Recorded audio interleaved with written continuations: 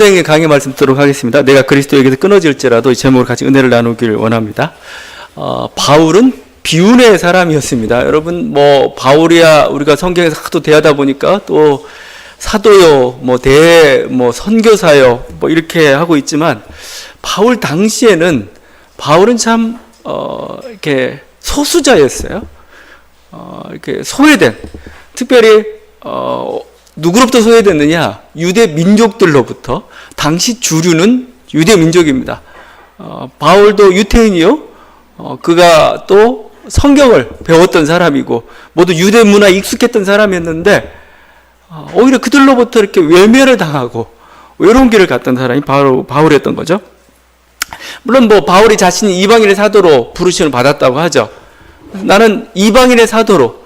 이방인의 사도라는 건 뭐예요? 이방인의 복음을 전할 뿐만 아니라 이방인의 이익을 위해서 살아야 된 그런 사람으로서 부름을 받았다. 그러니까 민족에 대한 어떤 사랑이랄지 유대 민족에 대한 관심은 없었느냐? 그러지 않았습니다. 항상 그 바울의 최종적인 관심은 유대 민족이었어요. 그들에 대한 사랑이었습니다. 그게 잘 나타나 있는 게 로마서 말씀이죠. 로마서 9장에서 이렇게 말씀합니다. 나에게 큰 근심이 있는 것과 마음에 그치지 않는 고통이 있는 것을 내 양심이 성령 안에서 나와 더불어 증언하노니. 큰 근심이 있다? 마음에 그치지 않는 고통이 있다 이겁니다. 근데 이게 단순히 그냥 내 개인적인 어떤 어둠 속에서 그냥 한숨 쉬면서 하는 게 아니고 성령이 인정하신다. 성령이 인정하시는 큰 고통, 그치지 않는 마음의 근심이 뭐냐 이거요? 바로 다음 절에 나와 있는데, 나의 형제 곧 고륙의 친척을 위하여 내 자신이 저주를 받아 그리스도에게서 끊어질지라도 원하는 바로다. 내가 그리스도에게서 끊어질지라도, 그리스도는 바울의 목표입니다. 인생에. 내가 그리스도 안에서 발견되고 하여튼 그리스도를 이렇게 찾고 얻기 위해서 달려가는 그런 인생이었는데, 그 그리스도로부터 끊어질지라도, 우리 식으로 따지면 내가 지옥에 떨어질지라도입니다. 지옥에 떨어질지라도 내가 간절히 원하는 것은 우리 민족의 구원이다. 나는 이만큼 민족을 사랑한다. 많이 사랑했는데 자기 목숨을 목숨보다 더한 것도 내어놓을 정도 사랑했는데 불구하고 받아들이지 않았죠. 그런 면에서 비운의 사람이었던 겁니다.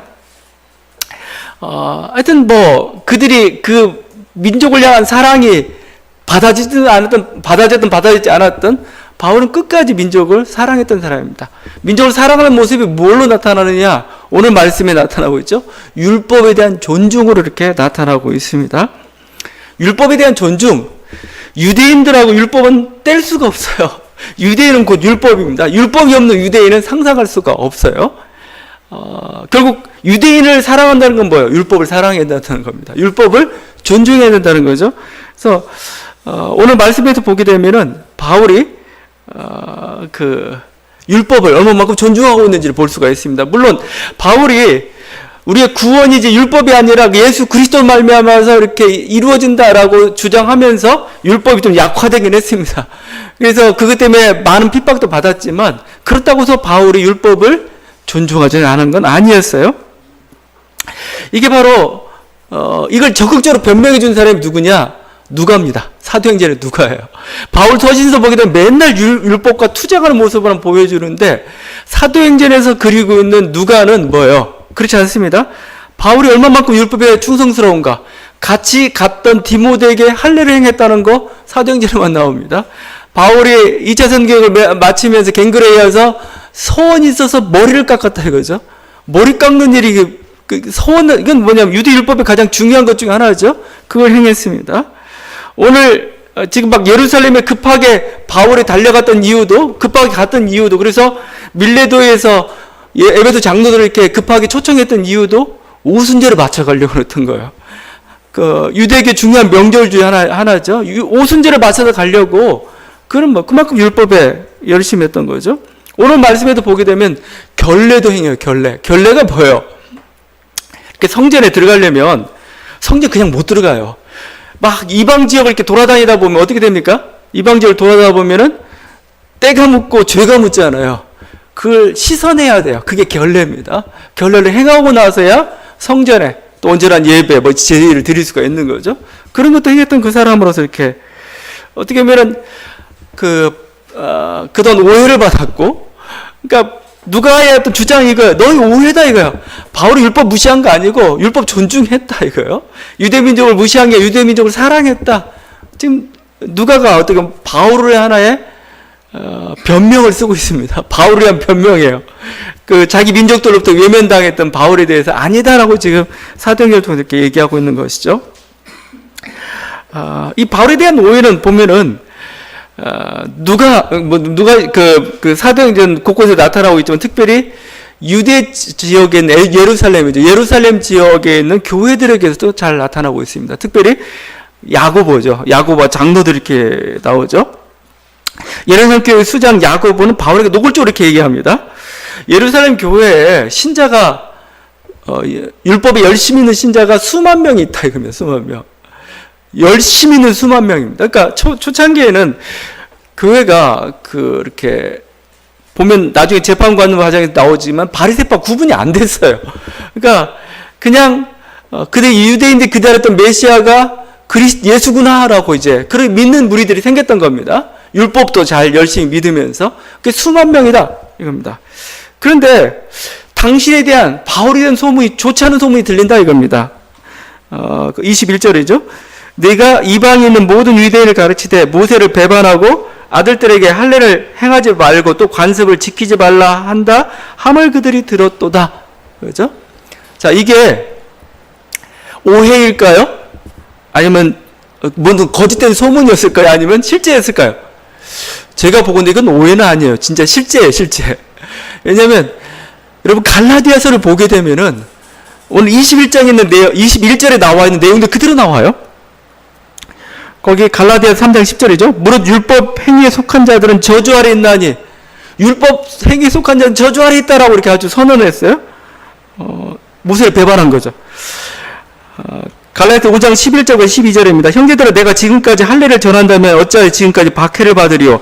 너희를 어지럽게 하는 자들은 스스로 배워버리기를 원하노라 이거죠. 할례 행하라니 뭐요?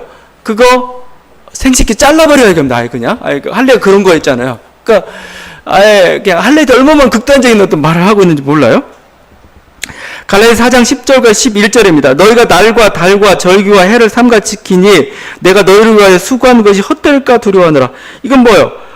관습을 지키지 말라는 겁니다. 달과 절기들, 날과 이런 것들. 그러니까 없었던 말은 아니에요. 그럼 바울이 왜 이렇게 과격한 말을 했느냐?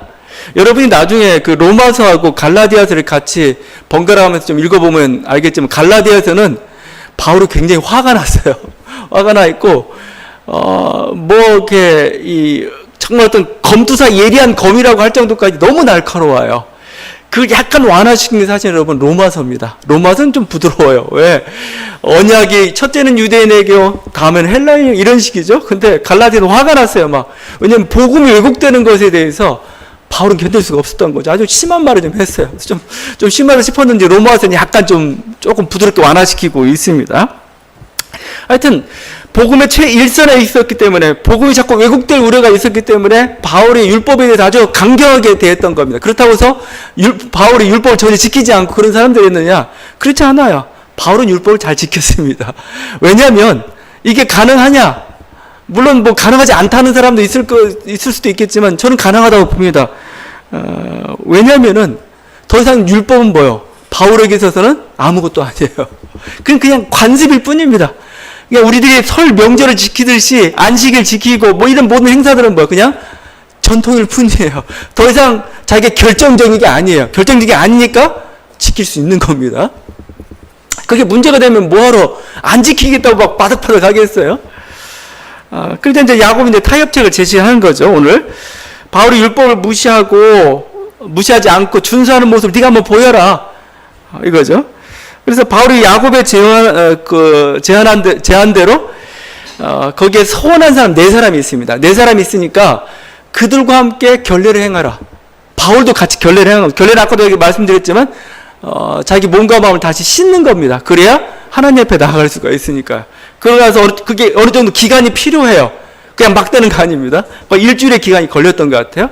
그러고 나서 마지막에 서원한 4사람이 이제 머리를 깎죠. 서원 기간 동안 머리를 안 깎습니다. 여러분 서원하면 머리 깎는다고 그건 불교식이고 옛날 우리나라식이지. 서원한 그 순간부터 머리에 칼을 대면 안 돼요. 그래서 이제 아마 지금 봐서 서원이 맞춰져 가는 그런 시간 같아요. 네 사람의 머리를 깎으면서 희생제사를 드립니다.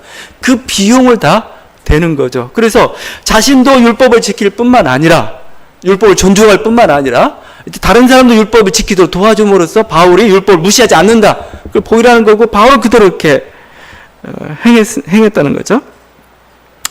자, 이게 그냥 단지 바울은 그냥 타협한 건가? 바울이 그냥 쇼한 건가? 그냥 다른 사람들이 나도 율법을 지키고 있어. 제가 앞에서 말씀드렸지만 더 이상 율법은 뭐예요? 바울에게는 더 이상 문제가 되지 않았습니다. 그것은 전통이고, 바울의 근본적인 태도라는 건 이거. 이제 아무것도 아닌데, 이 아무것도 아닌 게 뭐예요? 선교에 방해가 되고 오해를 산다면 뭐예요? 나 그거 지킬 수 있다 이겁니다. 그게 어디 나왔냐면은 그 고린도 전서에 나와 있습니다. 이렇게 말씀합니다. 유대인들에게 내가 유대인과 같이 된 것은 유대인들을 얻고자 하며, 율법 아래 있는 자들에게 내가 율법 아래 있지 아니하나 율법 아래 있는 자 같이 된 것은 율법 아래 있는 자들을 얻고자 하며. 바울은 뭐예요? 율법을 지키나 안 지키나 아무 소용이 없어요. 그건 저 사람들 안 지켜? 그들을 얻기 나는 안 지키는 사람처럼 살 거다 이거죠. 저 사람들 지켜? 그럼 난 지키는 자로서는 살 것이다. 왜냐하면 저들을 얻기 위해서 그렇다는 거죠. 복음의 핵심이나 본질로부터 벗어나지 않는다면은 과감하게 양보하고 함께하는 것이 필요합니다. 그게 바로 정말 진정한 어떻게 보면 선교가 거기서 일어나는 것이고, 또 진정한 사랑이 바로 거기서 일어나는 거죠. 내가 누구를 사랑한다고 할 때 내 목적대로만 사랑할 수는 없죠. 그 사람이 가지고 있는 삶의 양식, 생각, 문화, 가치들 존중해 주는 게 그게 진정한 사랑 아니겠습니까? 그런 사랑을 통해서, 그게 사랑하는 거고, 그런 사랑을 통해서 정말 선교의 문이 또 열릴 수 있는 거고 아니겠습니까? 바울의 근본 태도가 그렇습니다. 그래서 바울은 뭐예요? 율법에 더 이상 매이지 않는 그런 사람이 되어서 유대인들을 얻기 위해서 유대인들이 가장 사랑했던 그 율법을 과감히 지키는 모습들을 지금 보여주고 있습니다. 이를 통해 다시 한번 그 바울의 어떤 민족 사랑, 또 우리들이 교회 외에 어떤 세상 어떤 문화나 민족을 어떤 식으로 바라볼 건가가 우리들이 하나의 좀 좋은 이렇게 모범을 좀 제시해 준다고 저는 생각을 해요. 우리가 만약에 제가 일본인 선교사로 갔습니다. 그러면 뭐예요? 나는 한국인이니까 한국인을 그걸 지키고 유지하고 그럴 필요 없어요. 나는 일본인 선교사가 돼. 일본인 얻기 위해서 갔다면, 일본인 사랑하기 위해서 가겠다면 일본 사람이 돼야 됩니다. 제 이름도 일본어로 바꿔야 되겠죠? 뭐라고 바꿀까요? 나카무라? 뭐라고 바꿔야 되나? 실제 외국 선교사 우리나라 와서 한 일이 자기 이름 다 바꿔버렸어요. 마포 삼열, 곽알련, 또 뭐가 있나, 전부, 이런 식으로 해가지고 비슷한 이름들로 다 이렇게 바꿨죠. 한국 사람이 된 겁니다. 한국을 사랑한 거고, 그냥 자기만이 아니고 몇 대에 걸쳐가지고 이렇게 여기에서 자기 목숨 걸고 사랑하고 그랬던 거죠. 와서 또 한국이 가지고 있는 고유한 문화에 대해서 그렇게 뭐라고 할 필요 없어요. 왜냐하면 그 문화가 바로 그런 사람들, 그 사람이거든요. 그대로 그걸 받아들여주고 수용해주고, 또 그 속에 나타나는 하나님의 어떤 창조 질서에 대해서 이렇게 인정하고 좋습니다. 제가 일전에 일본에 갔는데 목사님들하고 같이 갔어요. 같이 갔는데 이분들이 절에는 안 가려고 그래요. 절은 우린 나하고 다르다는 거예요. 근데 저는 일본에 절을 가고 싶었어요. 왜냐면 물론 적을 알기 위해서 그럴 수도 있겠지만, 그게 아니고 일본 문화와 일본 사람들의 생각과 가치관이 그쪽에 다 들어가 있거든요. 실제 절이라는 환경, 정원, 그 모든 것 속에서 전 그걸 느끼고 싶고 그냥 경험하고 싶었어요. 이게 문제냐 이거예요. 문제 아니다 이겁니다. 오히려 더욱더 그래라 이거예요. 더욱더 그래야 진정 사랑하는 것이죠. 사랑하는 거고, 또 그렇게 함께 함으로써 거기서 진정한 복음의 메시지가 나올 수가 있는 것이죠. 여러분, 쇼는 오래 가지 못합니다. 쇼 해가지고 그런 채 해가지고는 되지 않는 거. 진정으로 그걸 사랑하고 할 때 그 속에서 정말 복음이 전파되는 기회랄지, 또 그 속에는 분명히 또 하나님의 놀라운 어떤 그 경륜들이 들어가 있거든요. 그걸 같이 나누고 하는 건 좀 좋다고 생각을 합니다. 그래서 어떻게 보면 바울은 신앙인이 민족을 어떻게 사랑할 건가를 좀 보여준 하나의 모범이라고 저는 생각을 해요. 그가 이런 말이 있습니다. 그리스도교는 국경이 없지만 그리스도인은 국경이 있다. 그리스도교는 국경이 없습니다. 왜냐하면 예수 그리스도가 그렇고 하나님이 그렇고 또 우리가 지향하고 있는 천국이 그렇고 세계 시민들이 모여있는 게 교회라는 공동체입니다. 전 지구적인, 전 우주적인 공동체가 교회예요. 여기는 국경이 없습니다. 그러나 그리스도인은 국경이 있어요. 국경이. 자기가 소속된 나라, 자기가 소속된 민족, 지역, 하나의 또 어떤 가족, 이런 어떤 조그만 어떤 그런 존재로 우리는 지금 있는 것이죠. 저는 그래서 이 민족이라는 걸 굉장히 중요하게 생각하는데, 민족 사랑은 결국 이웃 사랑입니다. 이웃 사랑의 확대가 사실은 민족 사랑이죠. 하나님께서 우리가 다 사랑할 수 없으니까 가족이라는 좋은 공동체를 주셨고, 또 하나님께서 다 사랑할 수 없으니까 또 민족이라는 좁은 공동체를 주셔가지고 이 민족을 사랑할 수 있도록 해주셨습니다. 우리 생명을 보호하는데 그냥 우리 개인의 생명을 보호할 수도 있겠지만 우리 하나님께서 가족을 통해 우리 생명을 보호하시고 또 우리 생명을 풍성하게 하시고 또 궁극적으로 뭐죠? 민족을 통해서 하나님께서 우리의 생명을 더욱더 보존하고 이렇게 이끌어가고 계시거든요. 이게 하나님의 섭리입니다. 우리들이 그래도 이들을 사랑하고 이들을 위해서 살아가고 이것은 반드시 하나님께서 원하시는 뜻이에요. 그래서 또 그러면 민족주의란 말 있죠. 민족주의. 물론 민족주의란 말을 쓸 수 있는지 어떤지 모르겠지만 하여튼 민족주의는 저는 성서적이라고 생각을 해요. 성서적. 특별히 민족주의라고 할 때 어떤 민족주의? 약소국의 민족주의. 약소국. 그러니까 힘이 없고 연약한 사람들의 민족주의는 뭐죠? 민족 생존과 관련되어 있죠. 민족 번영과 관련되어 있는 거죠. 그건 하나님께서 저는 인정하시고 또 우리들이 마땅히 해야 될 그런 바라고 생각을 합니다. 바울의 모습이 그렇고 또 구약시대 이스라엘의 모습이 왜 이렇게 긍정적인, 이스라엘이 자기 어떤 유대 민족만 위해서 살아가는 그 모습이 아니잖아요. 가난한 민족, 핍박받는 민족, 포로된 민족이 뭐예요? 하나님 그들을 해방시키시고 그들에게 그 민족의 생명을 풍성케 하는 게 구약의 역사잖아요.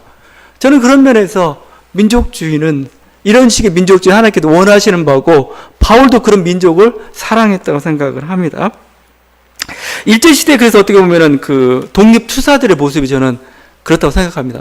물론 독립투사였던 우리가 윤리적인 문제를 갖다가 댈 수가 있어요. 뭐 신앙인들 항상 하는 얘기가 사랑, 용서, 뭐 비폭력 뭐 이렇게 하면서 윤리적인 문제를 댈 수가 있겠지만 저는 궁극적으로 이들이 민족을 사랑해서 행했던 그 행동들은 옳다고 봐요. 성서적이라 좀 봅니다.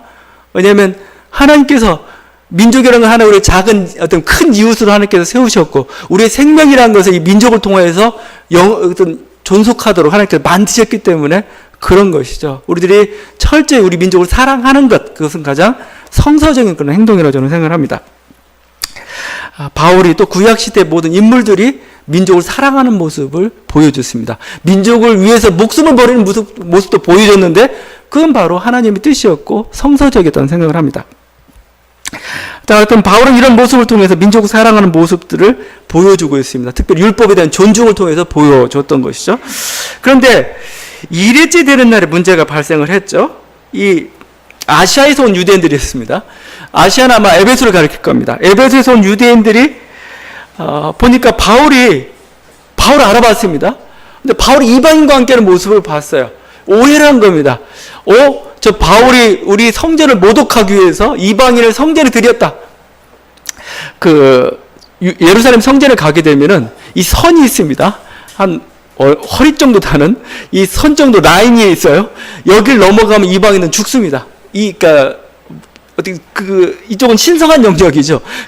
들어가지 못하도록 마지막 쳐놓은 그 선 같은 게 있습니다. 그 선은 못 들어가는 거죠. 근데 지금 이들은 오해하기를 바울이 이 안으로 이렇게 이방인들 들였다. 이거 성전을 모독했다라고 생각한 겁니다. 그러니까 막 성전 모독죄에 대해서 가장 이 유대인들은 엄청나게 이렇게 심각해합니다. 거기에 대해서. 그래서 로마 군대가 예루살렘에 들어왔는데 성전에 들어가려다가 못 들어갔어요. 왜냐하면 그 군기 가지고 못 들어온다 해서 군기 가지고 군대 깃발. 그래서 유대인들 과격파들 전부 앞에 목을 내놓고 우리 목 자르고 가라고 목 자르고 그러니까 결국 못 들어갔습니다. 그 막 아주 과격한데 바울을 보니까 이가 성전을 모독했다는 겁니다. 오해했죠. 결국 그 분노를 사가지고 결국 이렇게 바울이 체포되죠. 그래서 결국 이제 이후로부터 지루한 재판의 과정이 펼쳐지게 되는데, 하여튼 이렇게 곤경을 당하게 되는 그 모습을 보게 됩니다. 자, 그런데 저는 이 모습 속에서 또 하나 우리가 깨달아야 될 것은 민족 사랑의 한계입니다. 민족 사랑의 한계. 민족을 위해서 목숨을 바칠 정도로 또 민족을 정말 사랑하면서 가야 되겠지만, 그게 민족이 원하는 걸 모든 걸 다 해야 되는 그런 식은 아니에요. 민족 사랑에도 한계가 있습니다. 우리가 민족 사랑 앞에 항상 먼저 붙어야 될 게 있습니다. 그건 진리입니다. 진리 안에서입니다. 진리 안에서 사랑해야 되는 거예요. 결국 복음이죠, 복음. 이 복음, 바울이 그 율법을 준수할 수도 있고 그렇습니다. 그러나 이게 정말 우리의 어떤 생명과 관련해 직결된 복음을 왜곡시키고 복음 대신 율법은 아니었어요. 바울이 항상 안타까운 게 이거죠. 내가 율법까지 지킬 수 있겠지만 저들이 진정한 우리들의 생명을 가져다주는 복음에 대해서 외면하고 알지 못한 거에 대해 그가 계속 안타까워하고 있는 그 모습을 지금 보여주고 있는 거죠.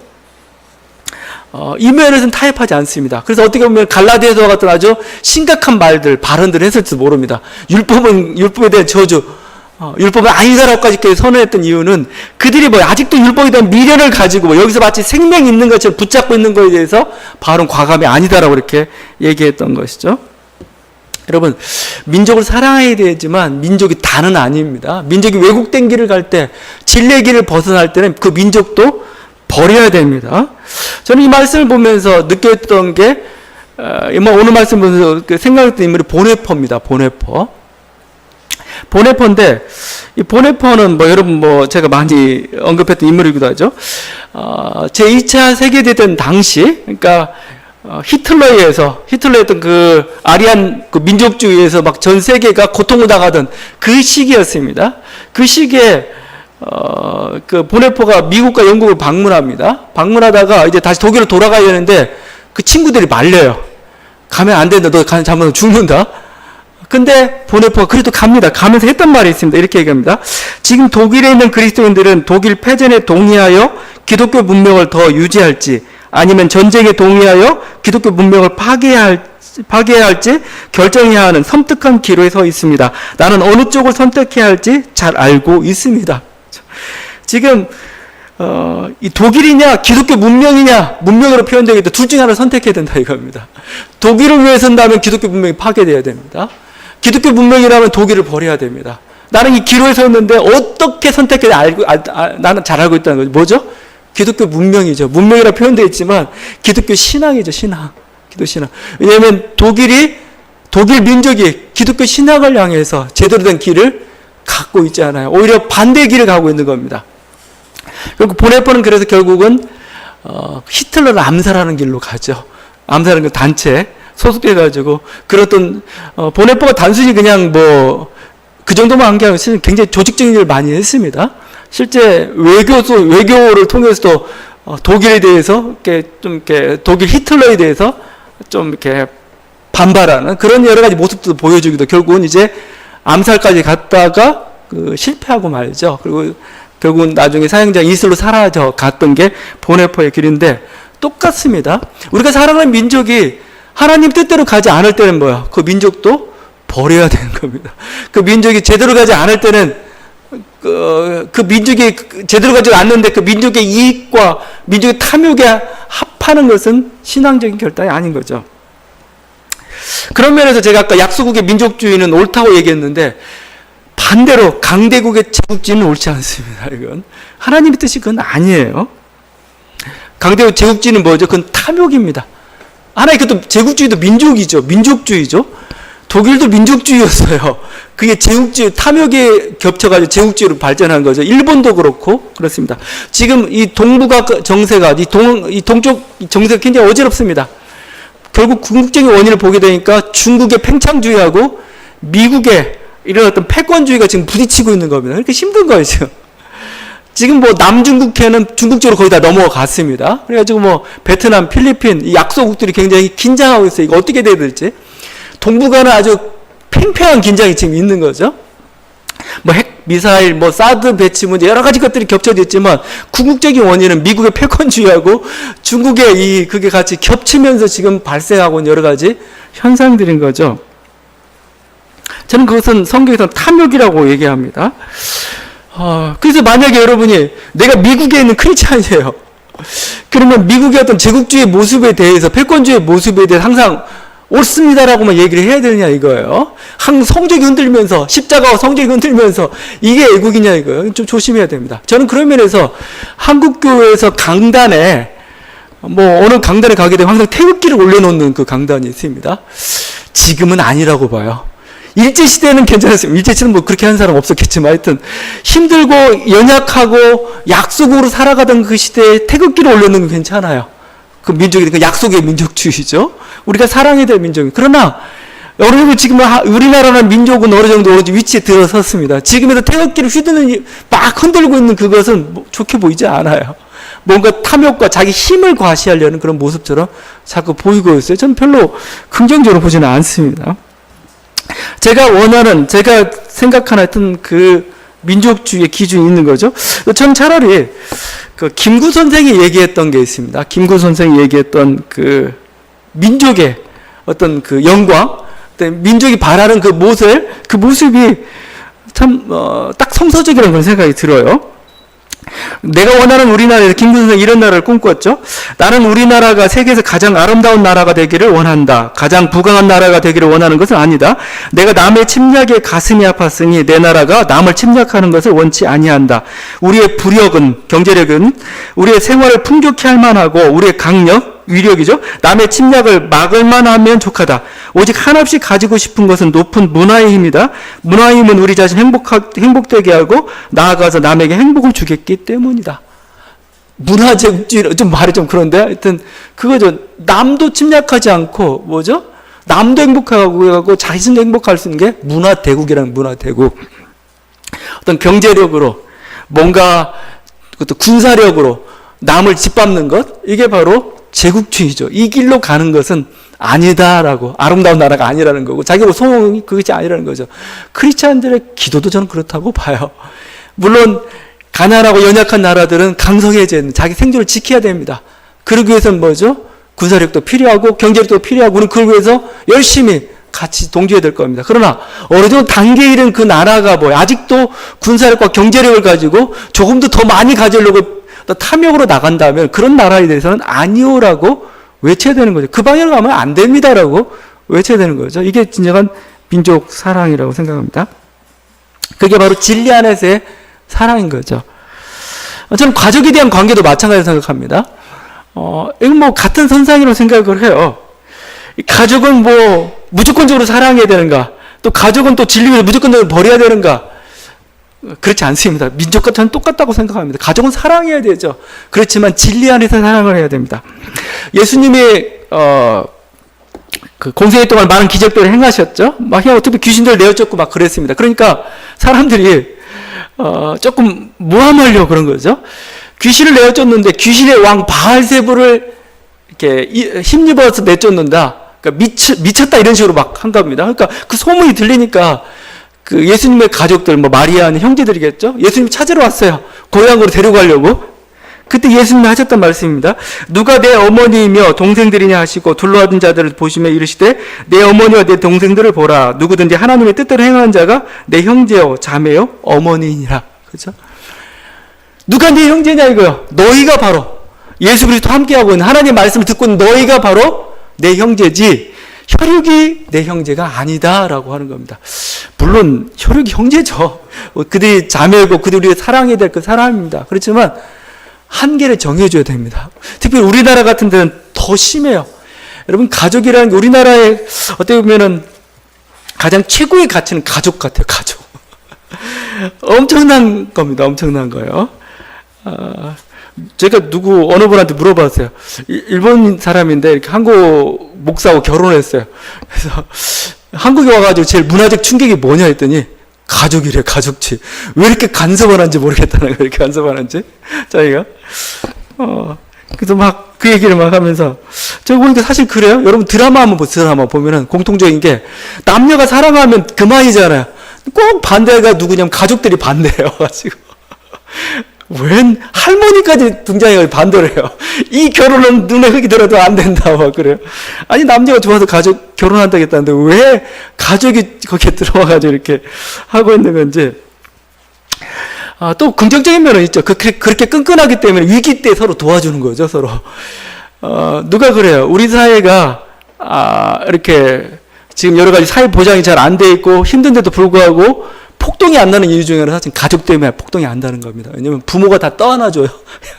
얘가 직장에 취직을 못하고 얘가 집을 이렇게 갖지 못해도 부모가 책임을 져줘요.